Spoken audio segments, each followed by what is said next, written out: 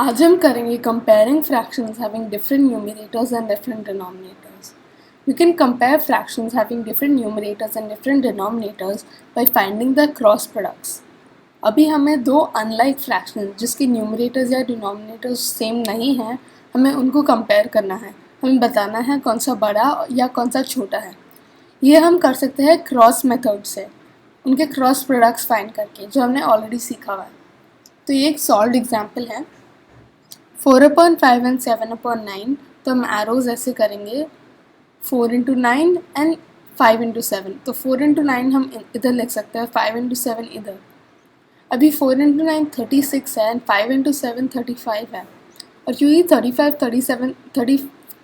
35 से बड़ा है, 4/5 7/9 से बड़ा है.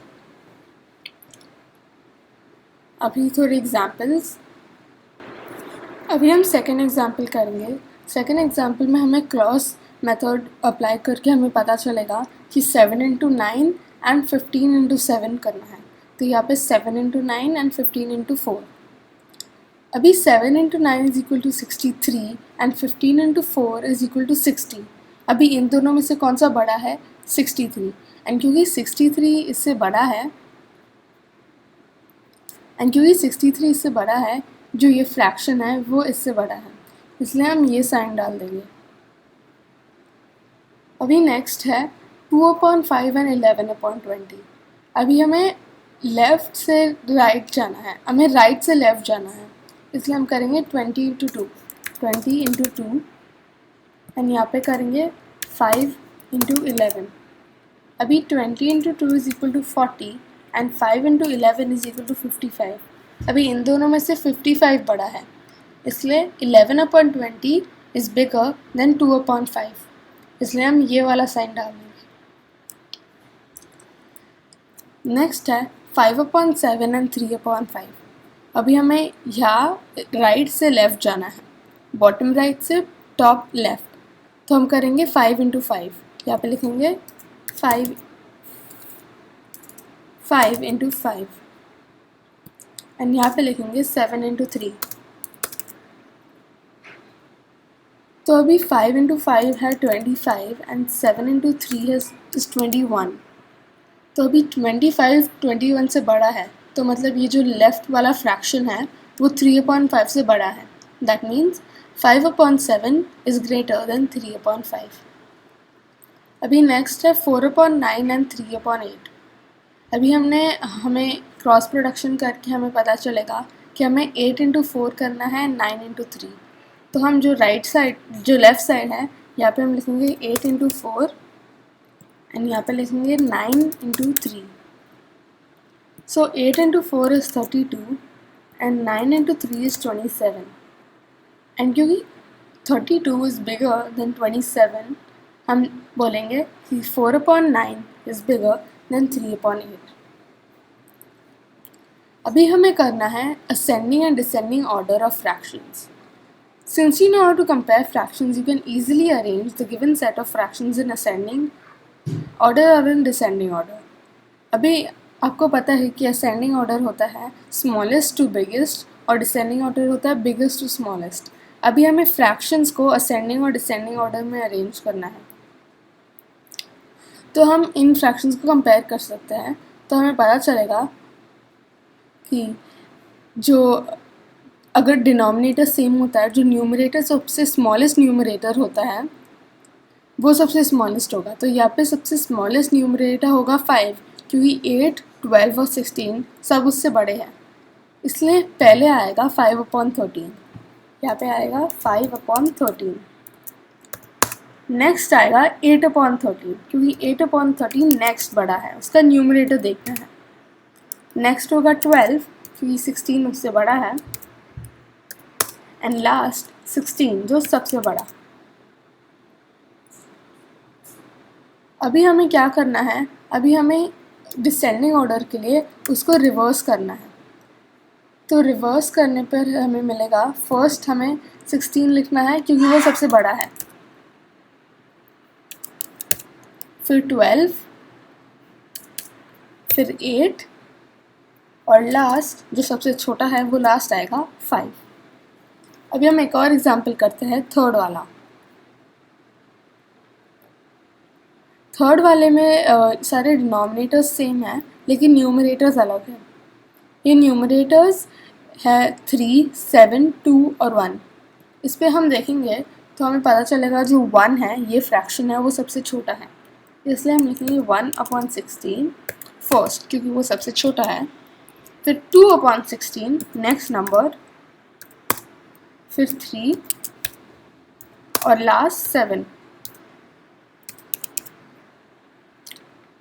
असेंडिंग ऑर्डर है छोटा से बड़ा, इसलिए हमने 1 to 7 लिखा है।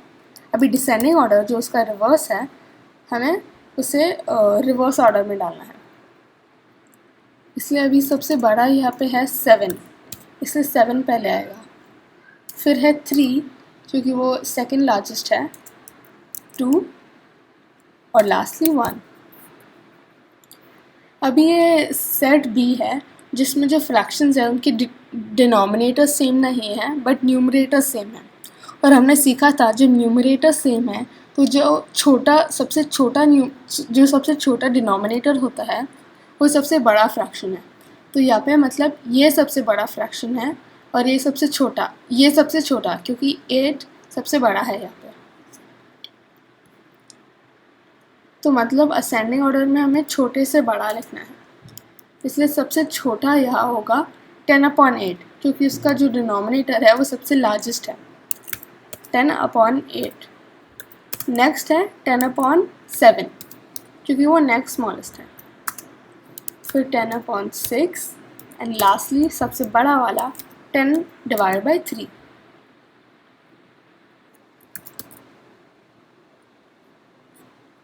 अभी डिसेंडिंग ऑर्डर में लिखेंगे तो जैसा हमने सीखा है रिवर्स ऑर्डर, तो यहाँ पे सबसे छोटा वाला पहले आएगा, हम बस डिनोमिनेटर्स चेंज करेंगे। सबसे बड़ा वाला जो है 10/3, फिर 10/6, 10/7 एंड 10/8।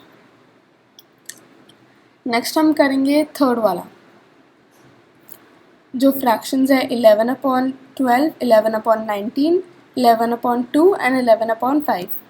यहाँ पे सबसे बड़ा डिनोमिनेटर क्या है 19 और सबसे छोटा 2, इसलिए 11/2 सबसे बड़ा है और 11/19 सबसे छोटा है। अभी असेंडिंग ऑर्डर में लिखेंगे तो पहले सबसे छोटा वो है 11/19, फिर 11/12, फिर क्या आगा 11/5 एंड लास्ट 11/2।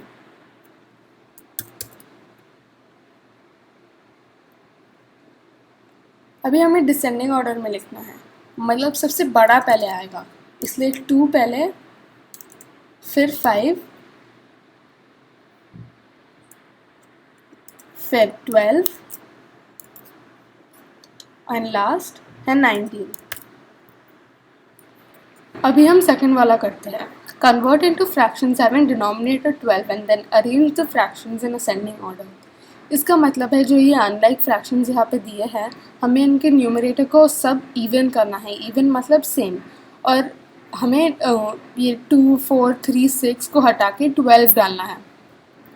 अभी अगर हम डिनोमिनेटर को एक नंबर से मल्टीप्लाई करते हैं तो हमें वो सेम नंबर न्यूमरेटर से भी मल्टीप्लाई करना पड़ता है। तो अगर हमें 1/2 का डिनोमिनेटर को 12 करना है तो हमें 2 into dash is equal to 12, and हमें पता है कि 12 divided by 2 is equal to 6, and that's why 2 into 6 is equal to 12। अगर हम डिनोमिनेटर को 6 से मल्टीप्लाई कर रहे हैं तो हमें न्यूमरेटर को भी 6 से मल्टीप्लाई करना है, इसलिए वो होगा 1 into 6 which is equal to 6 divided by 12। अभी नेक्स्ट फ्रैक्शन है 3/4। अभी 3/4 के डिनोमिनेटर में 4 है and 4 into 3 is equal to 12, so 3 हमारा कॉमन नंबर हुआ, and 3 into 3 is equal to 9, इसलिए हम यहाँ पे लिखेंगे 9 डिवाइडेड बाई 12, कॉमन नेक्स्ट जो फ्रैक्शन है 1/3। अभी 3 into dash is equal to 12 and 12 divided by 3 is equal to 4, इसलिए 3 into 4 is equal to 12 and 1 into 4 is equal to 4, so next number हुआ 4/12। जो लास्ट फ्रैक्शन है 1/6, अभी 1/6 में डिनोमिनेटर 6 है एंड 12 डिवाइड बाई 6 2, इसलिए जो कॉमन नंबर है वो है 2 and 1 into 2 is equal to 2, so 2, 2 divide by 6 divide by 12। अभी ये हमारे लिस्ट ऑफ फ्रैक्शंस है जिसके न्यूमरेटर्स में 12 है। इस वे से और ईजियर होएगा हमें असेंडिंग ऑर्डर में डालने को। अभी अगर हम इन फ्रैक्शंस को असेंडिंग ऑर्डर में डालना है तो हमें सबसे स्मॉलेस्ट नंबर को देखना है। वो 6, 9, 4 एंड 2 के बीच में 2 सबसे स्मॉलेस्ट है, इसलिए हम 2 डिवाइड बाई 12 पहले लिखेंगे। फिर नेक्स्ट है 4/12, उसके बाद 6 एंड लास्ट 9।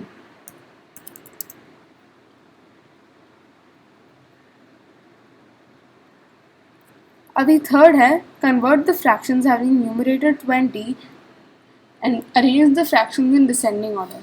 अभी हमें इसको डिसेंडिंग ऑर्डर में सॉर्ट करना है और इस टाइम हमें न्यूमरेटर को 20 बनाना है। इसलिए अगर हमें न्यूमरेटर को 20 बनाना है तो 4 into dash is equal to 20। अभी 20 divided by 4 is equal to 5, तो होगा 20 डिवाइडेड बाई 25। नेक्स्ट फ्रैक्शन है 5/6। अभी 5/6 के न्यूमरेटर में 5 है and 20 divided by 5 is equal to 4, इसलिए जो कॉमन नंबर है वो है 4। So 5 into 4 is equal to 20 and 6 into 4 is equal to 24, इसलिए नंबर है 20 डिवाइडेड बाई 24। नेक्स्ट है 2/9। अभी 2 इंटू 10 इज इक्वल टू 20, इसलिए 9 into 10 is equal to 90। So number fraction हुआ 20 डिवाइडेड बाई 90। जो लास्ट है 10/13, उसको हमें मल्टीप्लाई 2 से करना है क्योंकि 10 इंटू 2 इज इक्वल टू 20। अभी 10 into 2 is equal to 20 and 13 into 2 is equal to 26, इसलिए ये है हमारे लिस्ट ऑफ फ्रैक्शंस। अभी हमें इनको डिसेंडिंग ऑर्डर में करना है। अगर हमें इसको डिसेंडिंग ऑर्डर में करना है तो हमें जो स्मॉलेस्ट फ्रैक्शन है, जो स्मॉलेस्ट डिनोमिनेटर है, उसको हमें फर्स्ट लिखना है क्योंकि वो सबसे बड़ा होगा। इसलिए जो ये नंबर है 20/90, उसमें सबसे बड़ा न्यूमरेटर उसमें सबसे बड़ा डिनोमिनेटर है, इसलिए वो लास्ट जाएगा और सबसे छोटा डिनोमिनेटर जो है 24 वो पहले है, इसलिए हम लिखेंगे 24। उसके बाद लिखेंगे 25 एंड थर्ड आएगा 26 एंड लास्ट 90 क्योंकि वो सबसे बड़ा है। अभी यहाँ पे है circle the greatest fraction in each group. हमें ग्रेटेस्ट फ्रैक्शन जो सबसे बड़ा फ्रैक्शन है हमें उनको सर्किल करना है। तो यहाँ पे सबसे बड़ा फ्रैक्शन कौन सा हुआ 4/17, क्योंकि सब डिनोमिनेटर सेम है और बस न्यूमरेटर ये सबसे बड़ा है, इसलिए हम इसको सर्किल करेंगे। नेक्स्ट है 2/21, 2/29 एंड 2/22। अभी न्यूमरेटर सेम है लेकिन डिनोमिनेटर अलग है एंड इसमें सबसे छोटे डिनोमिनेटर सबसे बड़ा फ्रैक्शन है जो है 2/21। अभी फिफ्थ वाला है 15/20, 17/20 एंड 18/20। यहाँ पे सबसे बड़ा न्यूमरेटर है 18, इसलिए हम इसको सर्किल करेंगे।